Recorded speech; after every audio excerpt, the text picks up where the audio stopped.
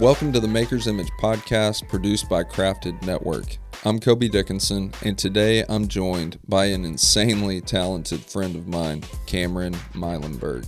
He's an incredibly gifted video storyteller based out of Chattanooga, Tennessee.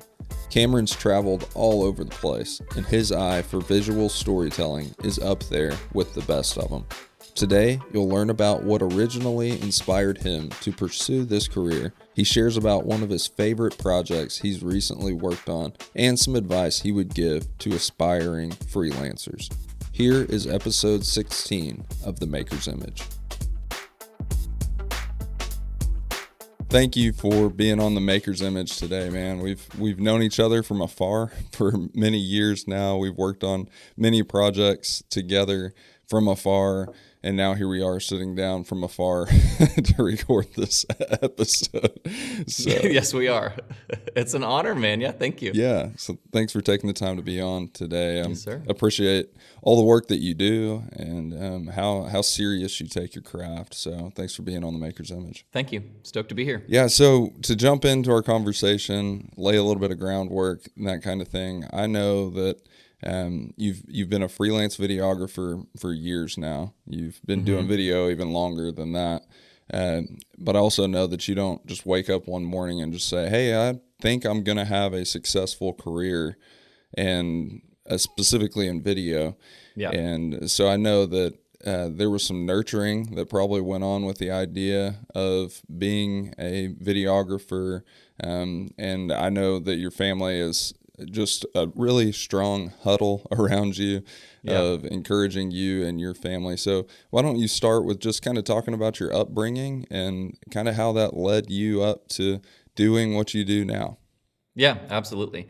Anytime anybody asks me about video, how I got started, it has to kind of start very early, just because that's kind of when we get into hobbies and things, and this was just one of those. So, I grew up, my dad was a pastor. My mom and dad are amazing people. They're, as a PK, pastor's kid, I had a really great experience with my dad being a pastor. And so, it wasn't until I was older where I realized like the stigma or the stereotype for like pastor's kids or for, pastors behind closed doors or whatever can just be, inconsistencies and things like that people think of sometimes as far as pastors' kids and that relationship. And mine was not that. My parents are super solid. They were the same and are the same, behind closed doors and at the church. And so I grew up seeing these two people who loved Jesus and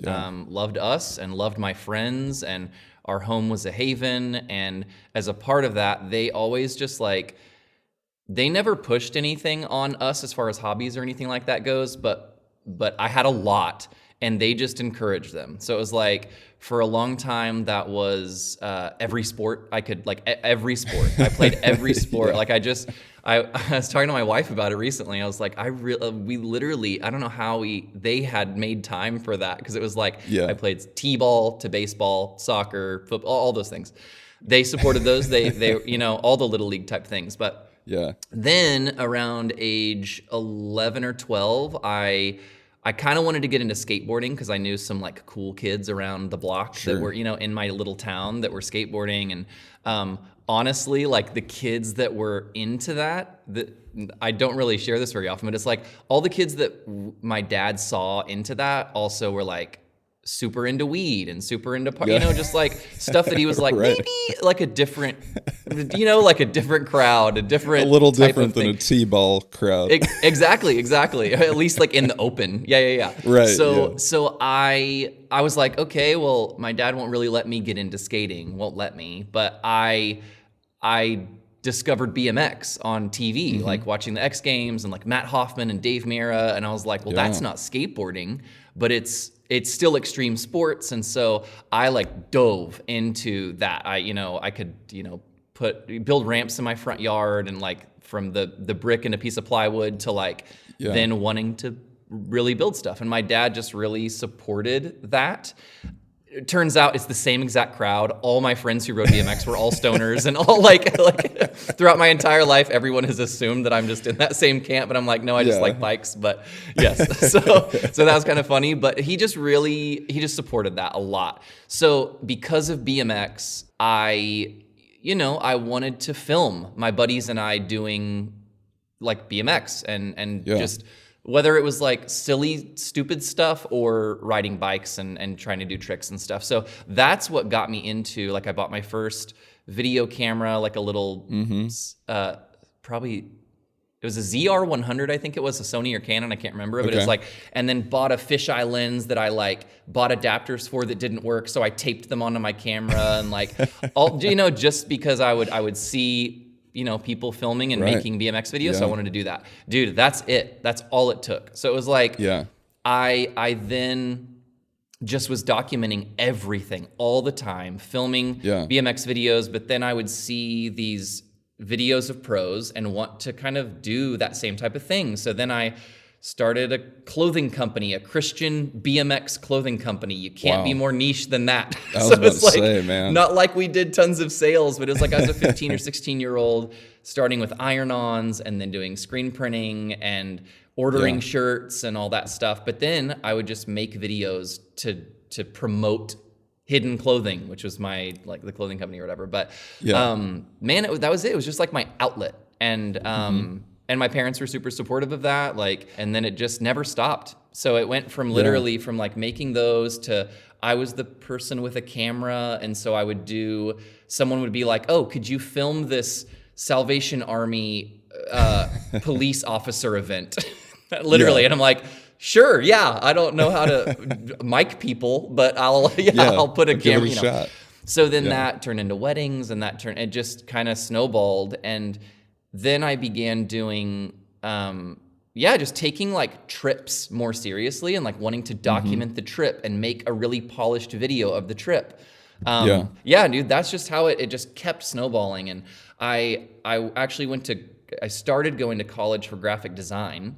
And that's what I knew I wanted to do because I had a clothing company and I was making t-shirts and graphic design stuff. And, and then I was like about to be my junior year, and it was just like I was in college, so I like moved from South Texas to the Dallas-Fort Worth area, and I was like working full time, schooling full time. I was also doing like a skate church ministry there, and I was just like, I'm getting nothing out of school, and I'm paying so much money, and I'm killing myself.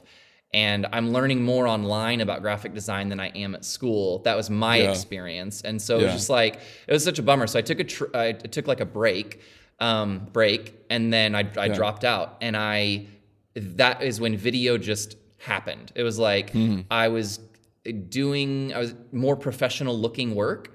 And I was going to a large church in the Dallas-Fort Worth area at the time. A guy who was running the video stuff, marketing and video and all that stuff for the church, saw my stuff, like, and basically offered me a job. And he was like, he was like, I saw your stuff, I like it. There's some stuff that we could help you, like getting better audio, better lighting, but like more, like actual skills versus just documenting on the fly stuff. And that was Josh Marriott at First Baptist Church Euless, which is now Cross City. Is it Cross City? Right. Yeah, Cross City. Yeah. But man, he just took me under his wing and taught me what I didn't know. And then that was a video job. I had a real job that was doing video, and that was nuts. And so, and it wasn't making a ton of money, but it was like, that just was like, okay, that's when that became a career for me. And then from then on, it was just like, I left to travel and do freelance, living on the road. And then that turned into another job offer. So it's just like, that's how it became a career. It's just like, I just wanted to document stuff that I was really stoked on. And it just God kind of blessed that. And and now I'm still doing video, and I still love it just as much, if not more, than when I was 15 or 12 or whatever. So that was a long answer, but that's awesome. That's a great story leading up to it all. And I think it's neat. I know Josh and I actually have recorded on my last podcast, and Okay, yeah, awesome. He's such an encouraging guy. It's so Yeah. to me, to hear your story, to hear how encouraging your parents are, and then also God's like, hey, here's this guy, Josh Marriott. He's gonna also be encouraging to you as you figure all of this out. It's just it's neat to look back on something like that and see how God puts things together in only ways that He can. Yeah, and I was 21 or something at the time, you know, and He just made me feel like the most talented, gifted kid in the world, you know? And a lot of things that He did, just like even managerial wise, just like He was just a stud and really helped, like, kind of let me know that was like a path that I could take, which was awesome. Yeah. Also super creative guy. Like you know, as a leader, like to have a creative leader like that. The other thing I was going to bring out from your story that for whatever reason, I hadn't thought like this before. But I grew up, Tony Hawk Pro Skater, the game, you know, all of that's coming out. I had the Tony Hawk remote control skateboard. He was like on a skateboard. It was like this whole thing. I think I remember that. Yeah. The batteries were bigger than our phones now. And, you know, it was just, but like I grew up in that same kind of realm. So like it didn't work for me. Obviously, I was never good at it. But I also grew up seeing all those videos on the video games, on, you know, MTV. They would have like music videos with all these skateboarders and BMX riders and all that stuff. And but here recently, a couple weeks ago, I saw a piece on the guy that has shot all of Tony Hawk's stuff for years and years. Oh, dang. And they kind of told the story of how he had been a part of that. And I just never had thought about that being an on-ramp into video for whatever reason. Because that was pre-YouTube days. You know, that was kind of what you would have VHSs that it's like who's going to see what you're filming. Exactly. And so anyway, so I think that's really interesting about your story because it falls in that same line of like, you know, video was really popular with all of that in that kind of heyday of X Games becoming a big thing. And so I think that's really interesting. I think that's really cool. A different on-ramp than most preachers' kids, honestly, to get into video. So I think that's really neat. That's really cool. So looking back at that and thinking through all of those pieces that kind of went together, and then you eventually start your career as a videographer. You said you got to that point where you're like, okay, somebody paid me to do this. So I'm going to do it. And I know that takes, you know, at that point you're 21, right? Is that what you said? So you have a little bit of ignorance there that plays to your advantage of not feeling the weight of starting something like that.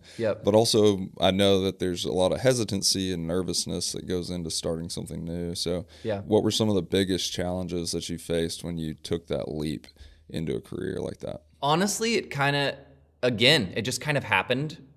Gradually. I was working at that church, and I really wanted to, honestly, a ministry, the skate church ministry kind of ended.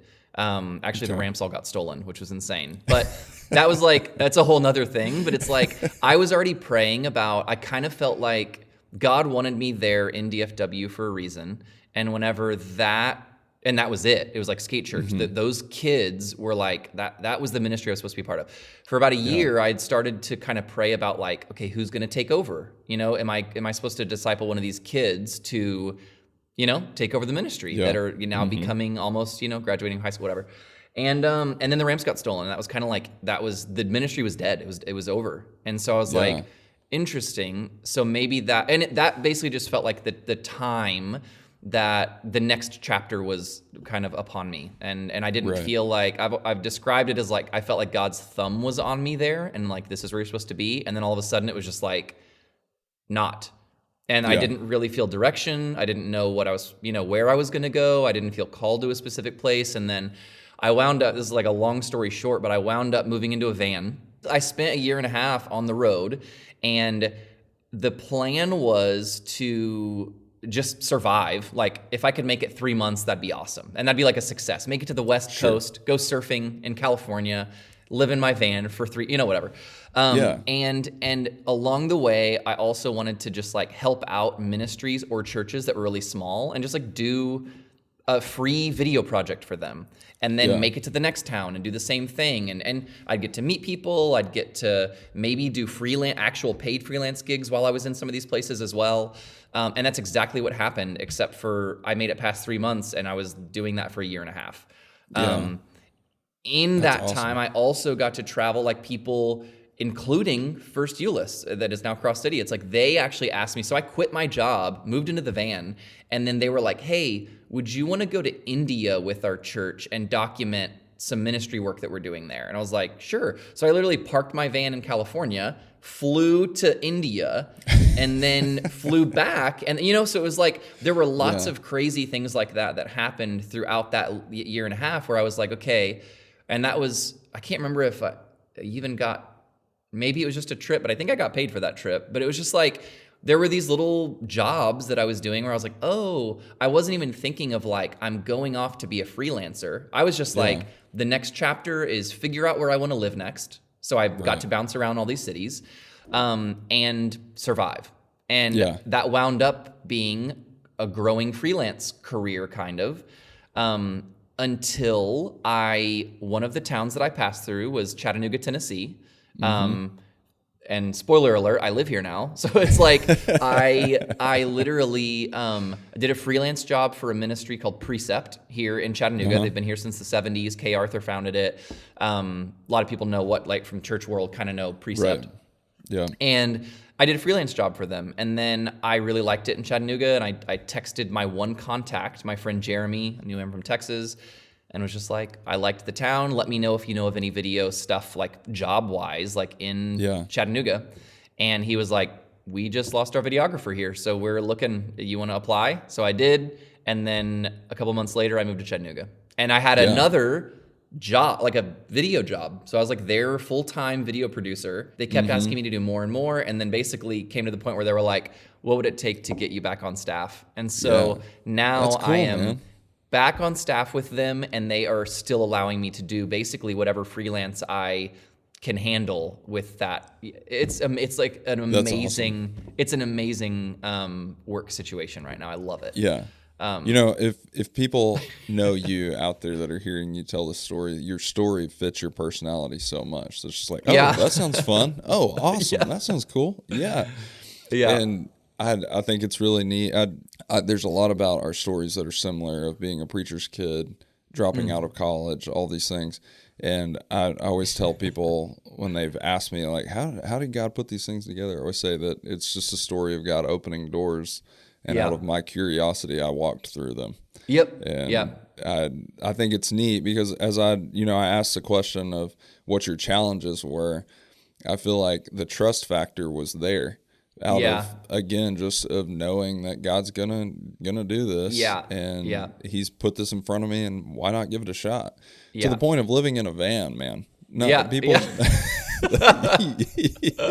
You've been in Chattanooga for how long now? Almost 10 years. 2015 10 years. Is when I moved here, which is nuts. And you and Alexis got married. We got married 6 years ago. Yep. 6 years ago. Okay. We just celebrated 6 years. last week or a couple weeks ago. Oh, congratulations, bro. Thank you so much. That's great.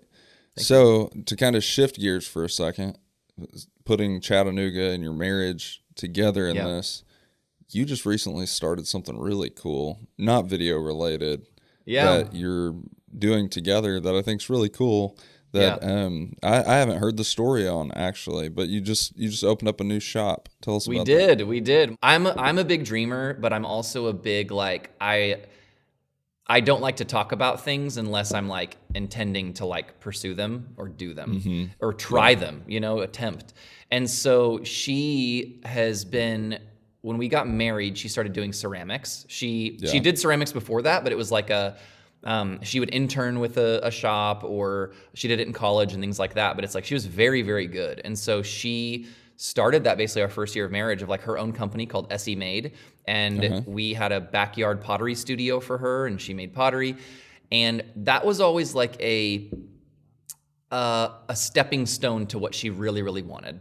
And Yeah. not many people knew that because she wouldn't really talk about that a ton because she had SE made. She was making ceramics.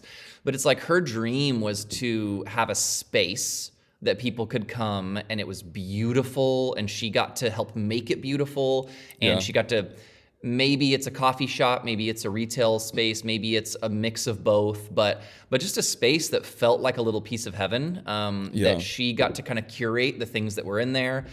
And she never stops. Like with us, she is always talking about that dream. It'd be so nice. And I think a lot of people are like that. It's like they go to a nice coffee shop and they're like, oh, it'd be so cool to have that someday. Right. And so we would just always like, okay, if that's something that is really a desire, like what would that look like to pull the trigger on that? What season of life would we need to be in? All that stuff. So we had a kiddo. And so as we were, talking through the reality of trying to make a shop of some sort happen, we kind of were like, I don't think cafe is like in the cards right now. Like we can't manage food and coffee and 10 employees and all the things that like are entailed with that.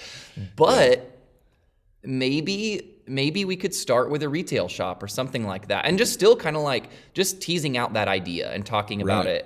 And then a space became available. She's always looking. She's like sending me links all the time of like, what about this space? And I'm kind of like, kind of rolling my eyes, but kind of like, like, would this be possible? Let's flesh it out. Would the numbers work? All that kind of stuff. And so, dude, a space became available. We talked to them. It was not insane for where it was. It's like a very, very good part of Chattanooga, like very touristy. There's a big tourist attraction called the Incline Railway that's right there that like goes straight up the mountain. It's like a 1 mile steep track that just goes straight up the mountain. It's so cool. Wow. But right next to that is this little shopping center thing, and a space became available. We talked about it. We pulled the trigger on it. We prayed about it, pulled the trigger on it, and built it out it was like my busiest work season of the year, but I was like, if we're going to do this, we don't need to be paying rent for like 4 months without an open shop. So we just hustled and built it out, and we're open. We like had the keys to like completely demoed and renovated a space in like 2 months, I think. Yeah. And my family, I was telling you before we hit record, but it was a family affair. My parents live here now. My sister and her now husband live here now. And like, it was just like a whirlwind of renovating that space, watching our daughter Loma, all trading off. And in the frenzy of the summer of this year, we opened, and it's been so awesome. So it's called Sower. And it is a little shop of like, so many things, very European inspired. We actually we spent 3 months in France 2 years ago, and right before we had Loma, and that was kind of like a planning time for Alexis of like figuring out what she would want it to be and all that stuff. So very like inspired by that time there, and just like a lot of things that she wishes she could buy in Chattanooga, wishes she could touch. I want to touch that linen. I want to touch that spoon. I want to try out that scent or that candle or whatever. And she couldn't because it wasn't available in Chattanooga, and now it is. And so it's That's like awesome, a homewares, kitchenwares, gift, books, used books, vintage.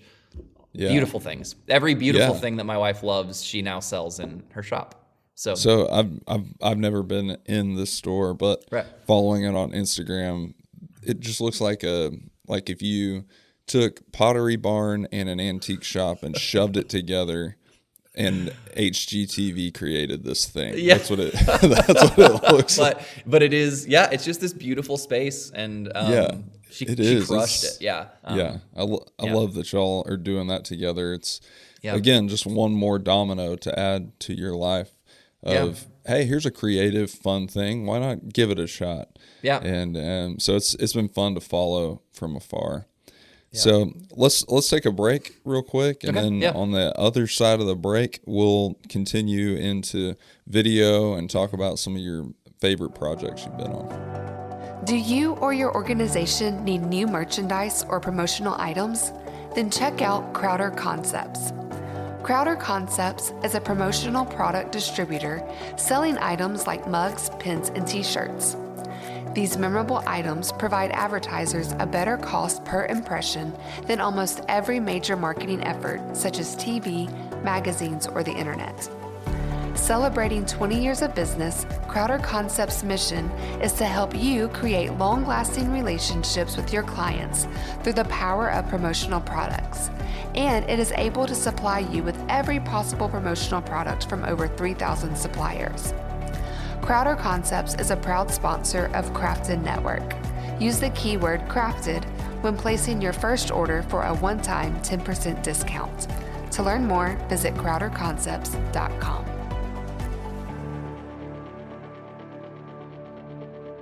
Okay, before we get back into your story and talk about video some more, we are going to play a game. We do this on every episode of the show, and today I have a rapid fire game for you called Finish the Sentence. Okay? All right, so I've got 10 sentences that I've started. I just need your help to finish them. Okay, wonderful. I have no idea what to expect, so here we go. This is great. This is great. Okay, here's number one. My perfect day starts with... Coffee. Yeah. Number two. If I could swap voices with anyone for one day, I'd choose... Jeff Bridges. Jeff Bridges. Oh, great voice. Great voice, man. Quick on the draw. You've thought about that. Oh, I just listened to a podcast with him, and he's just this gravelly, it's just so great. Yeah, so Jeff Bridges. The older he gets, the better it gets. It's like the Sam Elliott effect, you know? I love Sam Elliott's voice. It's one of I actually, as I said Jeff Bridges, I was like, maybe Sam Elliott, actually. But I'll stick with Jeff Bridges. Okay, number three. The one food I will never try again is... Oh, well, I'd never say never, but a full baby marinated octopus. Oh, wow. Yeah. I would say never to that. Yeah. Because you pop that in your mouth and then bite down and then it just explodes its juices. Oh, my goodness, It was the worst thing I've ever, Oh, yeah. Thank you for protecting me from ever trying that. I don't think I would have. I don't think I'd have given it a fair chance anyways. All right, number four. If I could change the ending of any movie, the movie would be... Oh, I'm going to do a show. Okay. Can I do a show? Yeah. Okay, I'm sorry that I'm breaking the rules. No, you're good. You're good. The show Lost. Yeah. Lost. Yeah. Lost. I don't know if you watched the whole thing, but it was 100 seasons. And the end was just like... Oh my God. It just unraveled. They couldn't catch it. And the ending was the dumbest thing in the world. Yeah. Okay. Number five. Yeah. The best trip I've ever been on was... Maybe New Zealand, which is my first real international trip. Like I'd been to Mexico and I was like 5, across the border without a passport. But New Zealand was just the one that I might have been on better trips since then, but it was the one that sparked. Yeah, I'm so thankful that I did that one. Number 6, my favorite family tradition that we have is... Beach vacation with my wife's side of the family. Okay. We go to Isle of Palms, which is near Charleston, every summer. And that is that is such a... It's one of the only times that I don't work. And it's shut everything off. Yeah. That's fun. Yeah. All right. Number 7, the travel accessory I can't live without is... camera or travel journal. I've kept a travel journal since I was 19. And really? I've gone through a couple now and I keep them and I look back on them. And that's one of the greatest gifts to myself I've ever... That's cool. Great. Yeah. So I tried every single trip. Every trip I've journaled. That's cool. That's really neat. But yeah, I love my travel journal. Yeah. That's awesome. Okay, number 8, a food that reminds me of my childhood is... Mexican food. Mexican food it reminds me of my childhood. It reminds me of my adulthood. It's it reminds me of whatever it needs to remind me of, man. Tex-Mex is same. Well, you just say food, and I'm gonna say Mexican food. No matter what. Yeah. What brings you joy? Mexican food. Number 9, if I could make up a law to stop one of my pet peeves, it would require everybody to... Maybe speeding really, really, really, really fast past my house. Yeah. The law would be if you do that, then one of those little strips would go out with spikes. If you, if you go past a certain speed past my house, then yeah. Then the spikes go out, they go, and then they're flat. That would be it. I don't know if this is the same for you, Cameron, or not, but once we had kids, like just all of a sudden, I became that old man that was the curmudgeon. This is too loud on my street. Like, oh yeah. If that bass wakes up my daughter, I will. Oh, that's the worst, man. Mind. Like you spend an hour and a half trying to get a baby sleep, and then somebody, and what do they think you're gonna do? Come out the front door and be like, "Wow, that person's really cool that just drove by."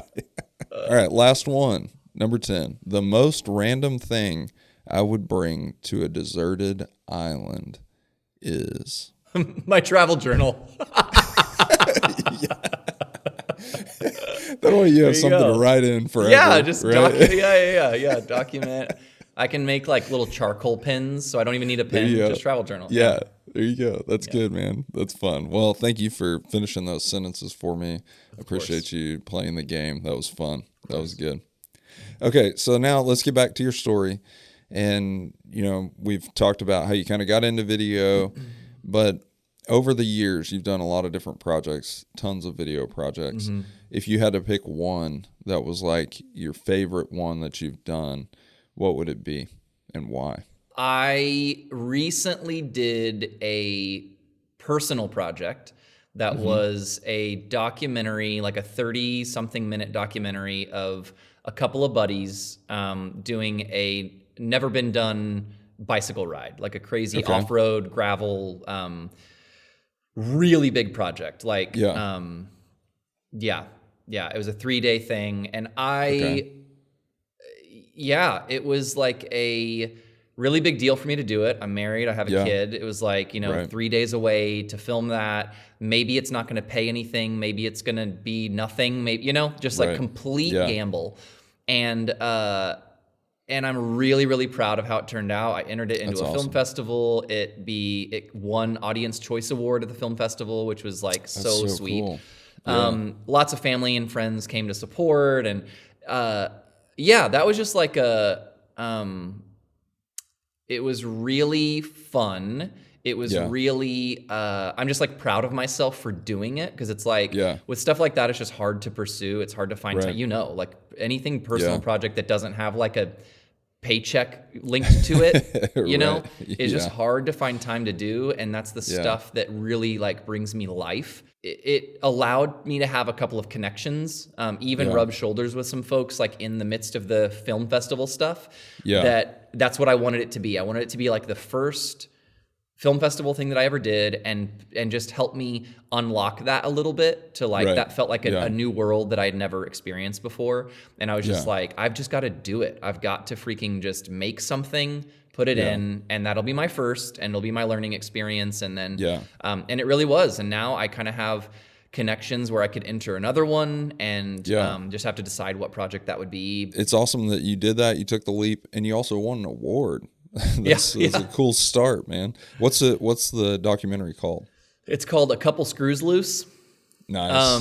And it's a line in the film where like somebody literally is like, I asked somebody like, what do you think about what these dudes are doing? And he's like, well, seems like they got a couple screws loose, but it's just it's a wild challenge that these guys took on, and and if you search A Couple Screws Loose on YouTube, then it'll come up. I love that one of your favorite projects you've ever done wasn't one that made you the most money in the world, that wasn't, the one that like necessarily propelled you under the spotlight somewhere else or gave you more opportunities to make money or to succeed, but more so as to just pursue what God's put on your heart and the things that you like to do. And I love that you stuck your neck out and took a gamble and went and did that. I think it's really neat.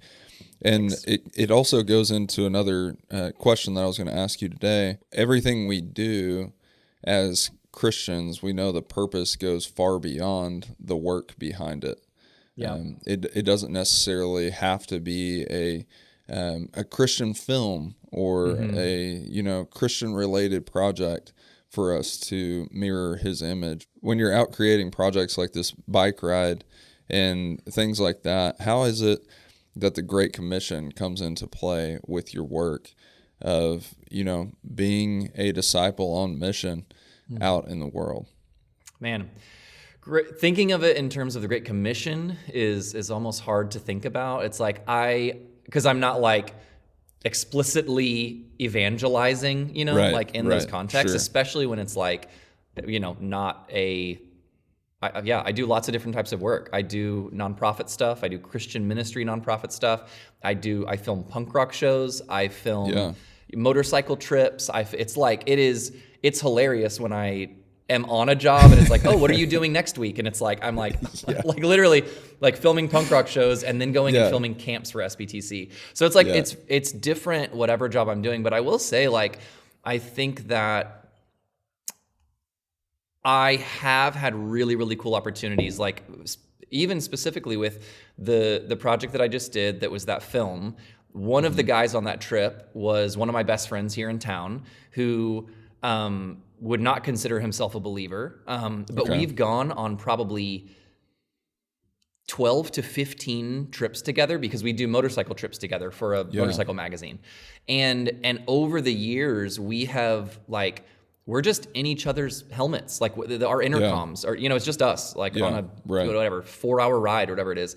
And our friendship has, and growing that friendship and work relationship has allowed for so many gospel conversations. So he visited a church with me for years and no longer goes there and but it's like he has really dove into at least trying and pursuing God in whatever way that he could. And that's as a result of just the conversations that naturally come because we have so much time together. Right. And so that is really, really unique because we have spent so much time together and we have become really, really good friends.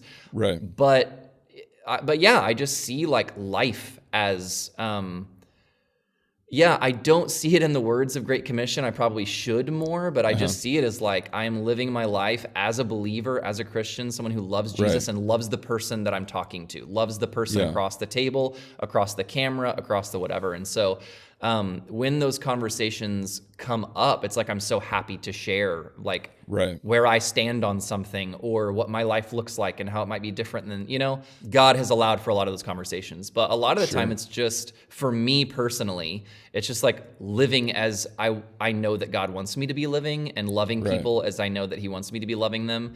And in some situations, it literally is that friend is actually visiting a church again with a girlfriend, but it's he is open and he knows that my heart for Jesus and heart for him are for him to know God, you know? I don't think we should see our work differently than what you just said. I don't think we should, not completely, I guess some people may see it differently, but I agree with you that it shouldn't be that we go on a video project and we've got gospel tracks in our back pocket that we're just handing out to everybody. It's more so the lane of imitate me as I imitate Christ, doing the best that I can to be like Jesus and to show love to those around you. And that's a great story. Thanks for sharing that, of a close friendship like that's been impacted. We have to consider those things just like you did, that real life is what people see from us. Yeah. And it may not be that we're wearing a Great Commission T-shirt when we go out to film a punk rock concert. Yeah, totally. And you just never know where conversations are going to lead either. It's you might be filming a Christian project or a very not Christian project, and somebody just opens up. It's how's your month been? And it's man, I'm in the depths of despair. And it's it just allows for, but.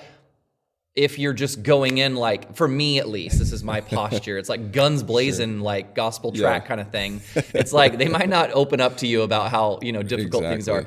But I also would add this is not me being the disciple maker, but it's I've spent now years shooting weddings with a guy here in town who has poured into me. in a way that not many people in my entire life have. And he's a couple years older. He's been married a little bit longer, has more kids, just like a step in front of me, in life. Yeah. And he has just like, we have to drive 30 minutes to the shoot, and we drive 30 minutes back, and we're standing around while people are dancing and drinking at the reception, and it's like, you can only film so much at a reception. And so we're just talking, and like that is disciple making. Like he is discipling me and walking through like hard stuff with me and great stuff with me and celebrating with me, and I am with him. And that's that is a discipleship relationship that is straight up, like the only time we see each other is at work. That's good. Yeah. I appreciate your very honest, true, real life answer with that. Yeah. To put a bow kind of on our whole conversation today, it's been a fun path today of walking through all these different things from the beginning to here, man. It's been, I love that God has put so many different creative avenues in your life and outlets in your life and people in your life. For someone that may be a young Christian looking to pursue a career in video, or, maybe it's just a different creative freelance career, what advice would you give to someone like that? The first thing that comes to mind is just like pursue what interests you. Is like such a simple thing, but it's like, I think so often you want it to have like an end goal or result or something, or be a career, will this be a career? And I won't chase it unless I'm like confident that it could be. And it's like, I just think that we don't wind up pursuing things sometimes because of that kind of thinking. And it's like, man, just try stuff. That's my advice. It's like, whether you're a Christian or not, I think just try stuff. And I think that, honestly, I think I had to break some like ways of thinking in my mind, because I think for a long time I actually thought that like the way to serve God best was like the most humble work, like digging ditches in Africa is like the example. And it's like, if you're doing that, that's really where God would use you and what he'd want you to do. But making a bunch of money as a videographer, like that's not really, like a godly thing to, but it's whether you're making a bunch of money or not. But it's like, I think that, man, I believe more and more as I get older that, man, God gives us desires, and he gives us talents, and he gives us gifts, and and I think it's so beautiful when we use those things. It's like God didn't need to make beautiful things, like, but the earth is beautiful, and he did that, and that's like an intentional thing, Right. And so for us to be made in his image and also get to like pursue that, like sometimes for the sake of career, sometimes for the sake of just art and making something beautiful, just chase it. Like chase after what piques your interest, chase things that you're passionate about, and I think that God will bless that. God does bless that, even if the blessing is like, you had a creative outlet and that's really good for us. But sometimes it's a career and it turns into a career and you get to do both. Or that's great advice, and it fits your story to a T that you have done that. That's been what your life story's been. And to kind of tie it back to your answer about the Great Commission, going through those things that you are interested in and pursuing those things while also being unashamed to share Jesus with anyone that you may come in contact with that sees Jesus in you is what we're called to do. Yeah, I would also add, I was just thinking of like the difference of advice I would give to someone who's a Christian and someone who's not in that, because that is like the same advice I would give both. But I think that as a Christian, as we like can follow Spirit leading, it's like that is a huge piece as well. It's like each of these, like me talking about like knowing that I felt like God's thumb was on me in a place and then kind of not. And I was in the midst of all of that, I am pursuing his direction. It's not like I just was like, ooh, pretty thing, boom, go pursue it. Like all of the, like my wife can attest to this, but it's like all the really big decisions changes that I've made in my life. It's like, I consider it a huge gift, but I felt very clearly God's leading in that. And it's like, that just even amplifies even more the gift and the blessing that can be and that you can experience. That's great advice. Thanks for sharing that. I appreciate you being on the show today, man. Thank you for taking time to be on here, and I'm excited to see what God does next through you and through your gifts, man. Thank you so much. Appreciate it. Thanks for listening to the show today. I hope you leave this episode feeling encouraged and inspired. If you haven't already, be sure to subscribe to the show now and turn on notifications so you don't miss new episodes. To find our other resources or to learn more about Crafted Network, visit craftednetwork.org.